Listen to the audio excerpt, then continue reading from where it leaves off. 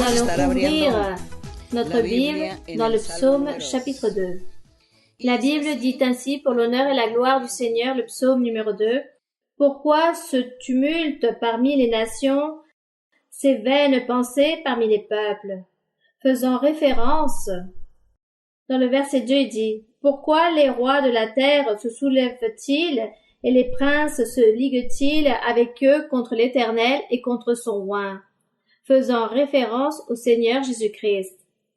Cela s'est produit, tout cela s'est accompli, ces deux versets se sont accomplis lorsque le Seigneur Jésus-Christ est venu sur terre pour prêcher. Les évangiles nous racontent que les personnes ont commencé à se rassembler pour planifier de quelle façon les personnes pouvaient détruire la personne en tant que telle, le Seigneur Jésus-Christ. Beaucoup de gens le persécutaient, il a eu beaucoup d'ennemis. Voici ce que nous lisons dans les évangiles, même si les évangiles, il s'agit d'un résumé de ce que le Seigneur a vécu, ce qu'il a fait lorsqu'il était sur terre, lorsque le Seigneur était en tant qu'être humain sur terre. Cependant, ici, dans les psaumes, nous trouvons beaucoup de choses qu'il a vécues, qu'il a subies durant tout ce temps qu'il était sur terre pour prêcher. C'est pour cela qu'il dit, pourquoi ce tumulte parmi les nations? Pourquoi tout cela s'est produit? Car tous planifiaient de quelle façon ils allaient apprendre du Seigneur pour lui ôter la vie, pour le livrer en prison et pour le lapider. C'est pourquoi il parle des vaines pensées parmi les peuples. Les rois de la terre vont se soulever, les princes vont se liguer et vont aller contre l'Éternel, contre son oint. Verset 3. Au milieu de leur réunion qu'ils réalisaient pour aller contre Dieu, ils disaient, brisons leurs liens, délivrons-nous de leurs chaînes, c'est-à-dire qu'il fallait ôter le Seigneur au milieu de leur chemin, car celui-ci prêchait les bonnes nouvelles du salut. Et selon eux, selon le peuple, selon les Juifs, à l'époque, le Seigneur se trouvait à Jérusalem. Selon eux, le Seigneur enseignait une doctrine différente à la leur, car ils étaient habitués à écouter la loi de Moïse, et le Seigneur parlait d'une nouvelle vie, d'un nouveau évangile, que celui qui croirait en lui aurait le salut, que le Seigneur était le pain de la vie, c'était l'eau de vie, celui qui croirait en lui aurait la vie éternelle, il serait sauvé. Donc, pour les Juifs, cela ne leur convenait pas, c'est pourquoi ils ont toujours persécuté le Seigneur pour réaliser le mal au Seigneur. Ils ont réussi à obtenir cela lorsqu'ils ont crucifié le Seigneur. C'est pourquoi il est écrit ici, brisons leurs liens, délivrons-nous de leurs chaînes. Celui qui siège dans les cieux, donc, dans le verset 4, il dit, celui qui siège dans les cieux rit. Qui est celui qui siège dans les cieux? Notre Dieu. Le Seigneur se moque de qui? De toutes ces personnes qui étaient sur la terre, de tous ces êtres humains qui réalisaient la méchanceté contre le Seigneur. Et eux, en tant qu'humains, s'affrontaient à Dieu avec le Tout-Puissant, avec le Maître de l'univers, avec celui qui avait créé l'homme, les êtres. C'est pourquoi il dit que le Seigneur se moquerait aussi de ces humains, de voir qu'ils étaient en train de s'affronter à lui, sachant que réellement, qui peut se présenter devant la présence de Dieu? On dit que la même terre tremble devant la présence du Seigneur, et que tous fuient, le mal fuit devant la présence du Seigneur. Donc devant la puissance et le pouvoir de Dieu, qui pouvait résister? Donc le Seigneur, ce qu'il faisait, c'était se moquer, rire de tous ces êtres humains, de tout ce qu'il faisait contre lui. Car ces personnes réalisaient divers plans pour pouvoir détruire le Seigneur. Mais le Seigneur était en train d'achever son propre plan. C'est pourquoi le Seigneur dit qu'il se moquerait de ces personnes. Verset 5. Puis il leur parle dans sa colère, il les épouvante dans sa fureur. C'est-à-dire que le temps est venu où le Seigneur aussi a châtié et châtiera, car il continue à châtier toutes ces personnes qui s'opposent à lui et qui deviennent l'ennemi du Seigneur. Verset 6. C'est moi qui ai oint mon roi sur Sion. Le Père dit, j'ai établi mon roi sur Sion, qui est la même Église, la même Jérusalem. Auparavant, lorsque le Seigneur se référait à Jérusalem à travers les prophètes, il faisait référence. Tous pensaient que c'était cette Jérusalem physique, cette ville, mais le Seigneur regardait, c'est une Jérusalem spirituelle, un pays spirituel qui est son Église. Et beaucoup de fois, nous en avons parlé. Bien sûr, ici, il y a des personnes récentes qui peut-être ne comprennent pas l'enseignement, mais nous l'avons beaucoup enseigné que cette Sion ou cette Jérusalem, c'est la même Église et que l'Église, ce sont les croyants. Et que le temple du Seigneur ou la maison du Seigneur, c'est le cœur d'un homme ou d'une femme qui se sont convertis à Dieu. Donc, les personnes se convertissent en le temple de Dieu, en la maison de Dieu, en cette Jérusalem spirituelle, en cette Sion. Tous se réunissent, tous établissent cette ville si importante. Donc le Seigneur dit qu'il a établi son roi pour régner dans son Église, dans son assemblée, et le Seigneur, autant que maître de l'Église, et les croyants, non seulement les croyants d'un seul pays, mais les croyants de divers pays qui vont s'y ajouter. Tous ceux qui croiront en le Seigneur auront les dons spirituels, auront cette vie sainte et droite devant Dieu. Alors on dit que toutes ces personnes réunies établiront l'Église du Seigneur, ou le peuple du Seigneur appelé Jérusalem spirituelle ou Sion spirituelle. Donc lui, il dit que c'est le roi et qu'il serait en train de gouverner.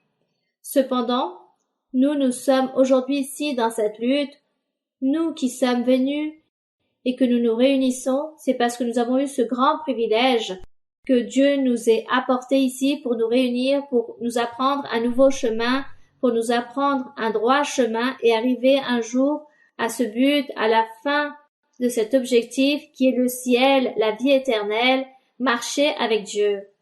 Donc nous sommes très privilégiés, car aujourd'hui nous sommes en train d'apprendre la voie de Dieu.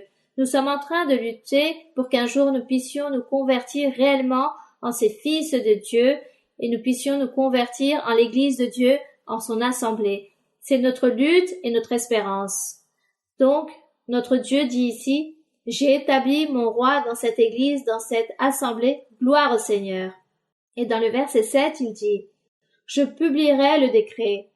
L'Éternel m'a dit, « Tu es mon fils, je t'ai engendré aujourd'hui. » Ici, il fait référence, nous l'avons déjà enseigné plusieurs fois, qu'il faisait référence lorsque Dieu le Père. La Bible dit que Dieu a pris chair, il est devenu un être humain pour habiter avec les êtres humains durant un temps. Cette chair qu'il a pris pour devenir un être humain, on l'a appelé Jésus-Christ de Nazareth. C'est pourquoi ici, dans ce verset, il dit « L'Éternel m'a dit, tu es mon fils », faisant référence à cette chair qu'il s'est formée et qu'il s'est nommé Jésus-Christ de Nazareth. C'est pourquoi il a dit « Je t'ai engendré aujourd'hui ». Qu'est-ce qu'il a engendré? Cette partie physique, cette chair qu'il a pris pour devenir cet homme, Jésus-Christ de Nazareth, mais réellement c'était Dieu qui faisait tout en cette personne, faisant son œuvre. Mais Dieu ne pouvait pas venir dans le monde ainsi en esprit, car cela serait très difficile pour les personnes de croire en Dieu de la manière de laquelle il allait évangéliser, parler des bonnes nouvelles du salut, écouter un esprit parler que personne ne pouvait voir. Alors comme les personnes, autant qu'êtres humains, en tant que matière, voulaient et souhaitaient toujours voir une autre matière qui puisse leur parler, c'est pourquoi le Seigneur a dit qu'il est devenu matière autant qu'un homme, comme quiconque. Et en faisant cela, il dit « Tu es mon fils ». Quel mystère si grand, étant le même Dieu. Mais ça, c'est l'enseignement. C'est pourquoi il dit « Je t'ai engendré aujourd'hui ». Et effectivement, il était là-bas 33 ans, sur terre avec les êtres humains, il leur a appris des choses, et autant qu'être humain, il dit qu'il a réalisé ce processus d'être un humain, non Dieu, mais il s'est comporté comme un être humain, pour pouvoir ainsi considérer les êtres humains et de savoir jusqu'à quel point ils peuvent tolérer une épreuve, une difficulté, jusqu'où les personnes peuvent supporter une douleur.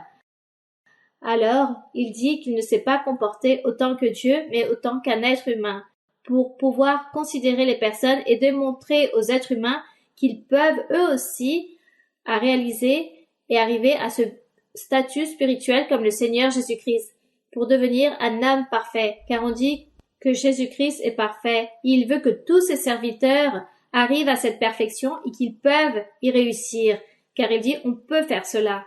Voici toutes les merveilles que Dieu a faites et ce que Dieu fait encore aujourd'hui, car Dieu nous a aujourd'hui devant sa présence. Le Seigneur nous accompagne, il nous séduit à travers de l'œuvre du Saint-Esprit, car le Saint-Esprit, c'est lui qui vient dans notre cœur, dans notre être. Et il nous donne cette paix, cette joie, cette allégresse et cette envie de vouloir connaître de Dieu, parler de Dieu, de louer Dieu ou de lire la Bible et de chercher cette voie que Dieu nous donne. C'est le Saint-Esprit qui fait toutes ces choses et tous ces miracles en nous. Voici ce que Dieu fait, et c'est pour cela, d'une façon, nous sommes très heureux.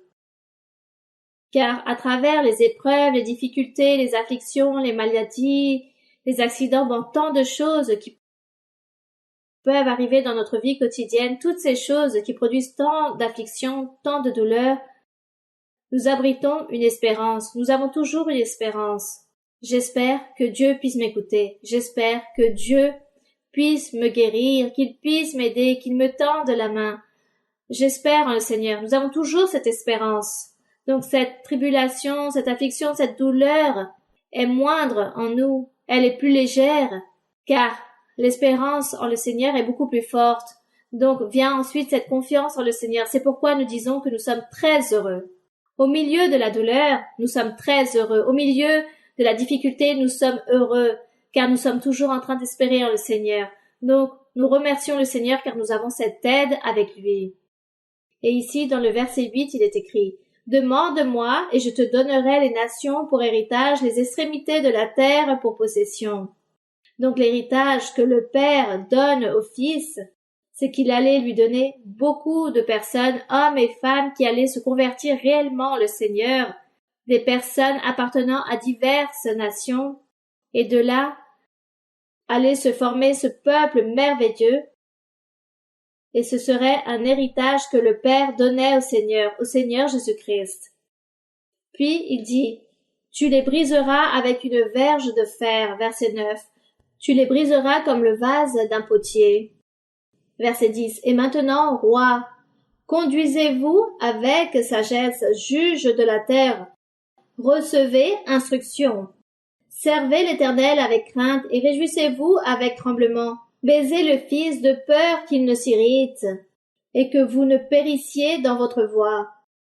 Car sa colère est prompte à s'enflammer. Il fallait donc honorer le Fils. » Voici, cela est très difficile pour beaucoup de personnes, pour beaucoup d'assemblées, pour beaucoup de religions qui mettent à terre cet enseignement de l'Évangile du Seigneur et ne honorent pas le Fils.